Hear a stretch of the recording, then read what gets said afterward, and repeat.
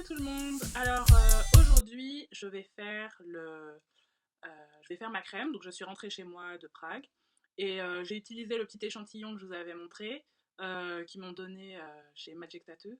Mais donc là c'est terminé. Donc je veux faire une préparation naturelle avec des produits qui vont être cicatrisants, antiseptiques, tout ça, et suffisamment couvrants pour bien aider à la cicatrisation, quoi.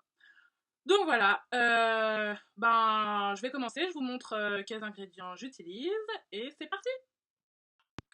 Alors, pour commencer, j'ai l'équivalent d'une cuillère à café d'aloe vera, l'équivalent, est-ce qu'on voit bien? Ouais, c'est de l'huile quoi, de une grande cuillère à soupe d'huile de jojoba. Ensuite, j'ai ici 3 bonnes cuillères bien remplies à café de beurre de karité. Là, j'ai mis un petit peu de beurre de coco. Et là, j'ai...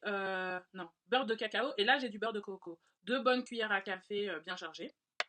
J'ai aussi un petit peu d'huile essentielle de géranium. Et puis là, j'ai mon récipient en verre dans lequel je vais mettre ma crème. Et je l'ai mis dans un autre récipient où il y a de l'eau chaude pour pouvoir ramollir le tout et faire le mélange. Mais peut-être que ce sera nécessaire de repasser sous l'eau chaude après, avec le bouchon bien sûr. Voilà.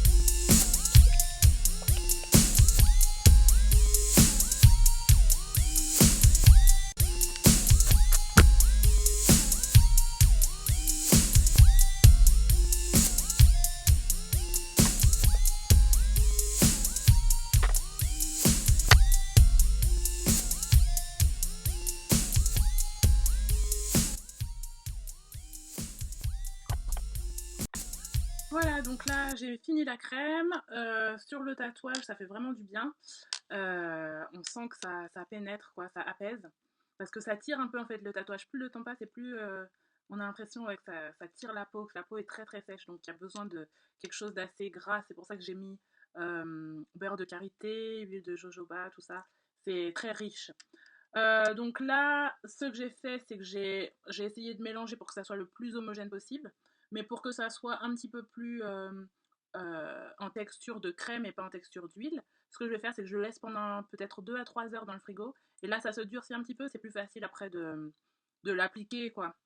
De toute façon, il n'y a pas besoin d'énormément, vous avez vu comme j'ai mis, ça en met déjà 3 tonnes, donc voilà. Et donc ce que j'applique, ce que j'essaye de faire, c'est bien entendu bien laver le tatouage, ne pas toucher le tatouage avec des mains sales, me laver les mains avant, laver le tatouage quand je l'essuie, j'y vais pas à fond avec ma serviette comme ça, déjà je prends du sopalin et je tamponne pour pas que ben, pour éviter le maximum d'infections ou de bactéries qui aillent sur le tatouage, parce que dans les serviettes, même si on les lave, il y a des bactéries qui restent. Donc le sopalin, au moins, c'est neutre. À chaque fois, on prend, on jette. Quoi d'autre?